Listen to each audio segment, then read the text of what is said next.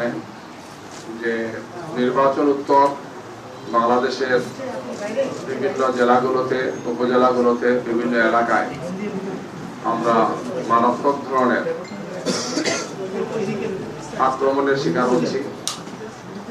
সেখানে প্রতিদ্বন্দ্বী প্রার্থী হিসাবে আমাদের উপর বা আমাদের সমর্থকদের উপর, আমাদের এজেন্টদের উপর, ক্ষেত্র বিশেষে মহিলাদের উপর হামলা করা হচ্ছে।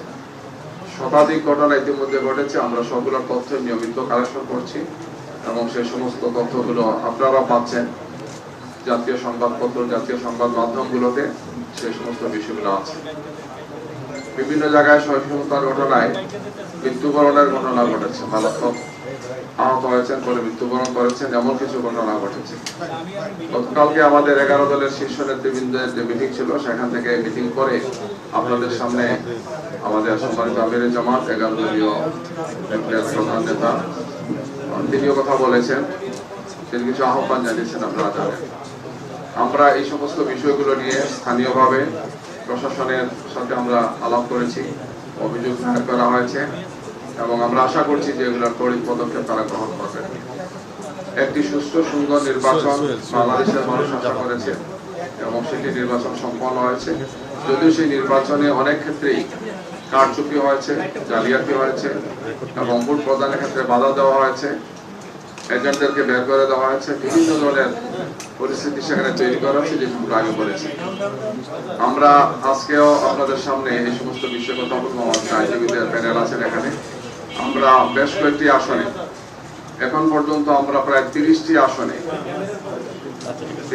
আসনে আমরা এই ধরনের চরম অব্যবস্থাপনা দেখেছি, যেখানে ভোট জালিয়াতি হয়েছে, কারচুপি হয়েছে, যে সমস্ত কাগজগুলো তারা দিয়েছেন সেখানে অপারেটিং হয়েছে, অসমাজা হয়েছে, বিভিন্ন ধরনের অসুবিধা হয়েছে। আমরা এই সমস্ত বিষয়গুলো নির্বাচনের দিনও জানিয়েছিলাম।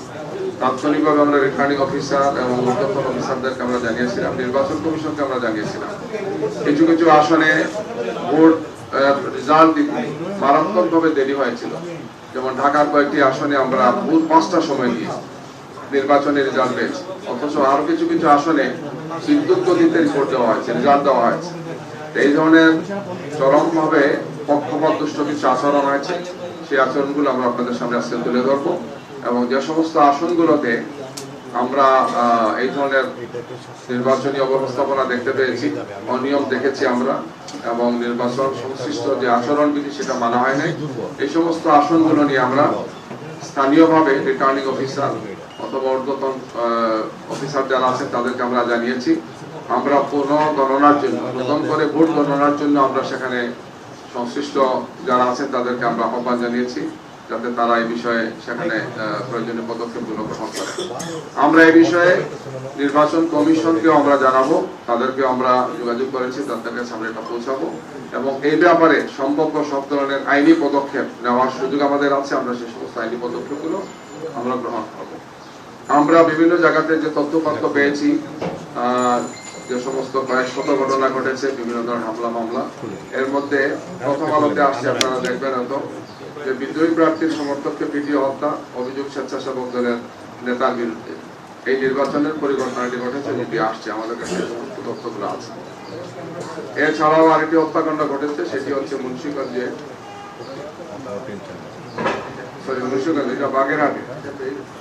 বাগেরহাটে নির্বাচন পরবর্তী সহিংসতা বিএনপির বিদ্রোহী প্রার্থীর সমর্থক নিহত এবং তাদের নেতার দ্বারা সেটা ঘটনা ঘটেছে। জায়জা দিনেও হালুয়াঘাটে নির্বাচন পরবর্তী সহিংসতা একজন শিশু এবং কয়েকজন আহত হয়েছে।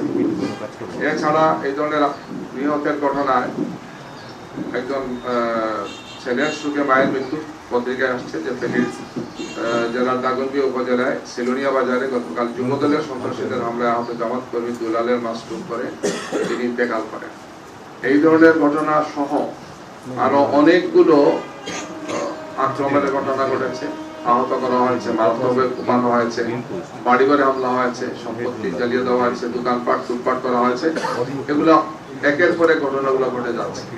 আমরা আশা করেছিলাম যে ফেসিবাদের সময় যে ধরনের আচরণ হয়েছিল, নতুন এই বাংলাদেশে এই ধরনের কিছু ঘটবে না। আমরা দেখতে পাচ্ছি যে একের পর এক নির্বাচন পরবর্তী এই ধরনের ঘটনাগুলো ঘটছে এবং এই ব্যাপারে যারা সর্বাধিক আসন পেয়েছেন তাদের পক্ষ থেকে এই ধরনের কোনো দৃশ্যমান কোনো উন্নতি আমরা দেখতে পাচ্ছি না। তাদের নেতা কর্মীদেরকে এই ব্যাপারে প্রয়োজনীয় সংবরণ করা বা তাদেরকে মুক্তিশীল হওয়ার জন্য বা এই সমস্ত কাজ থেকে বিরত রাখার জন্য যে ধরনের পদক্ষেপ নেওয়া উচিত আমরা সেটা দেখতে পাচ্ছি না।